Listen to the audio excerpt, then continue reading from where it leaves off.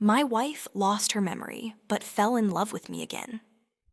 At exactly 2:17 in the morning, my wife looked at me with fear in her eyes and whispered, "Who are you?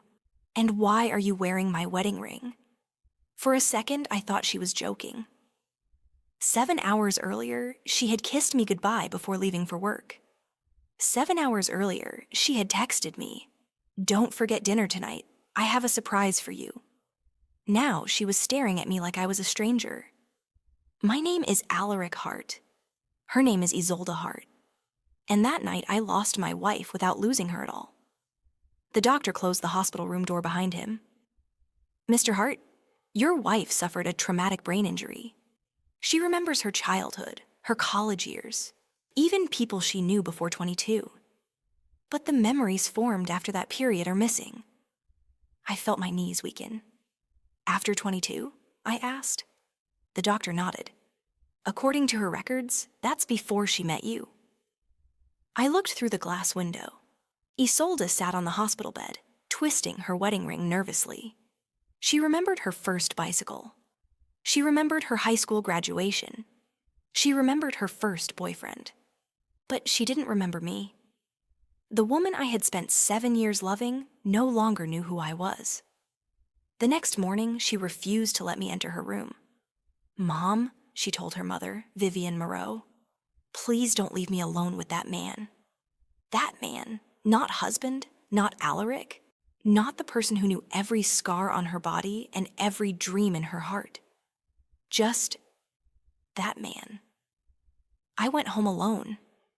The silence inside our house felt unbearable. Her favorite blanket still lay on the couch. Her coffee mug sat beside the sink. On the refrigerator was a note she had written 3 days earlier. "Alaric, stop skipping breakfast. Love you." I touched the note and broke down crying. 3 days later, Isolde finally agreed to speak with me. Only for 10 minutes. Only because Vivian convinced her. I entered the room carrying sunflowers. Her favorite flowers. She looked surprised. "How did you know those are my favorite?" I smiled sadly. "Because you told me." Her eyes narrowed. "When?" "About 600 times." For the first time, she laughed. Just a small laugh. But hearing it felt like sunlight after a storm. A week later, Isolde returned home. But not as my wife, as a guest. She moved into the spare bedroom. She asked me not to call her sweetheart, not to touch her unexpectedly, not to talk about our marriage unless she asked. So every day I became patient. Every morning I prepared her tea exactly the way she liked it. Honey, lemon, no sugar. At first she found it strange. Then one morning she stared into her cup. "How do you know these little things?" I shrugged. "I've had years to learn them." She looked away quickly. Sometimes I caught her secretly watching me, as if she were trying to solve a puzzle. One evening she found our wedding album. I froze when I saw it in her hands. She opened the first page, a photo of us dancing beneath string lights. She stared at it for a long time. Was I really happy? The question hurt more than I expected. "Yes." She studied my face. "How can I know you're telling the truth?" I sat beside her. "Because if I were lying, I'd say we were perfect." She waited. "We weren't perfect," I continued. "We argued, we made mistakes. Sometimes we drove each other crazy." That earned another laugh. "What did we argue about?" "Candles." "Candles? You bought 23 scented candles in 1 month." Her mouth fell open. "I would never do that." I raised an eyebrow. "There's a closet full of evidence." She laughed again. And for a moment, she seemed familiar. Then her smile faded. "It feels like I'm reading about another woman." I wanted to tell her she wasn't, but I stayed silent, because forcing memories wouldn't bring them back.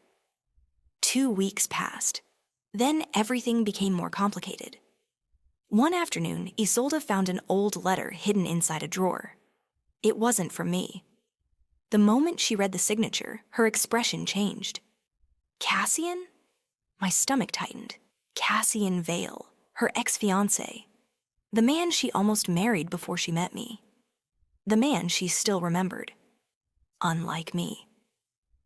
That evening, she asked Vivian for his phone number. 3 days later, Cassian appeared at our door. He stepped out of a luxury car, wearing an expensive coat and an easy smile.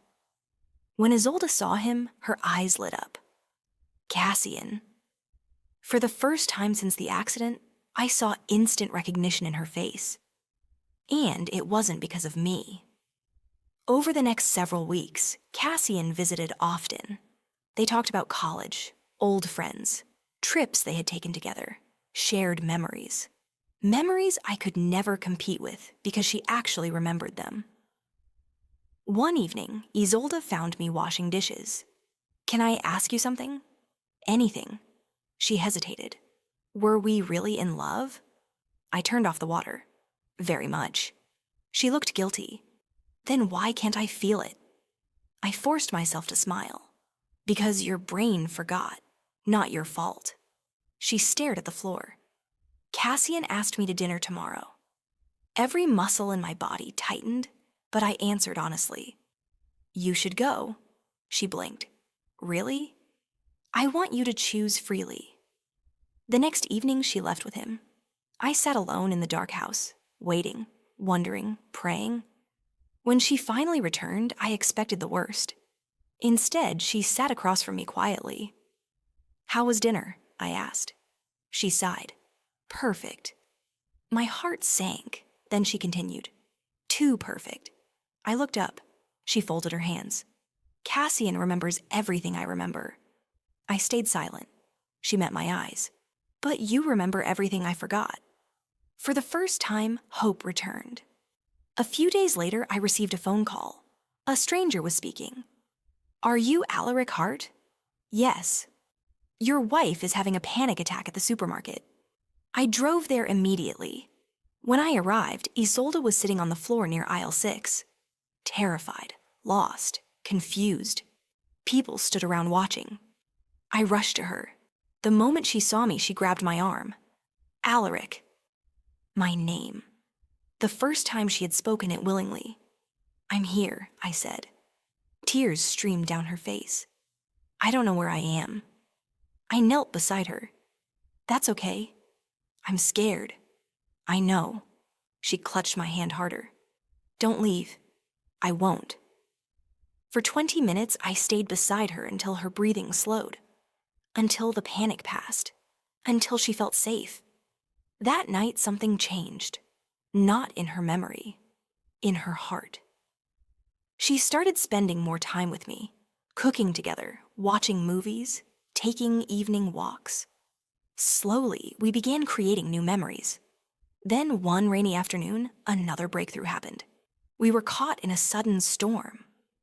I pulled my jacket over both of us. She laughed, then suddenly stopped. Her eyes widened. "Rain." "What?"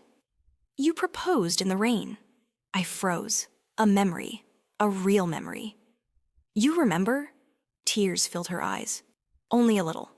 I couldn't stop smiling. The memory was tiny, but it was enough.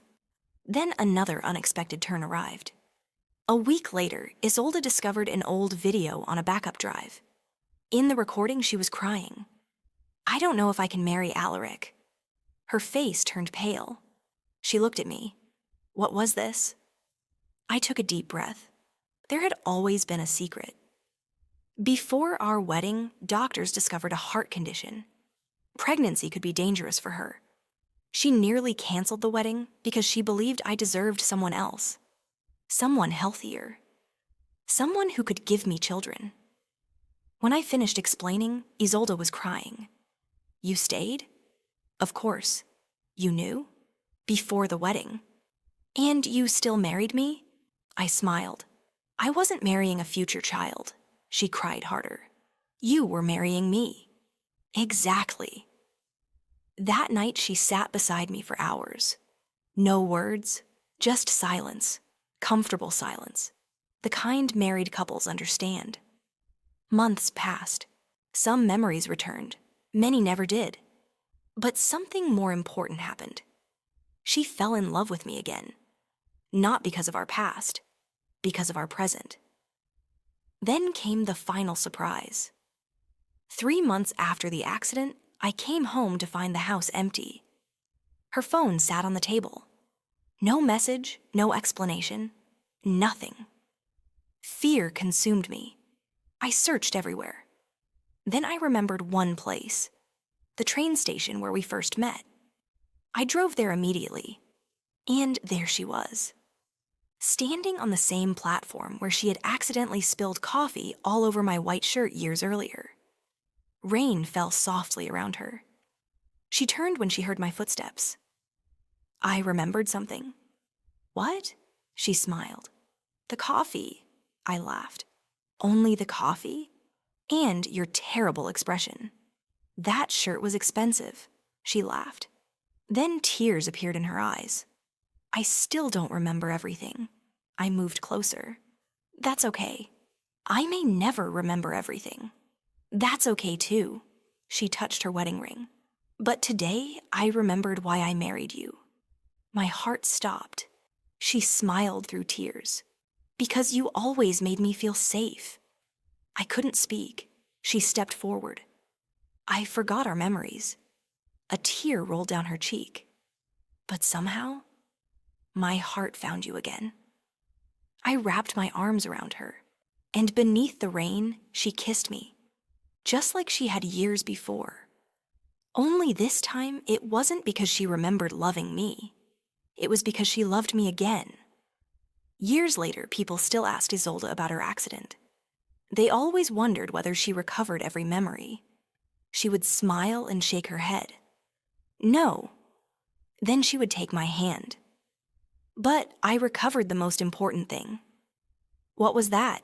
People asked. She would look at me and answer, him. And every time she said it, I fell in love with her all over again.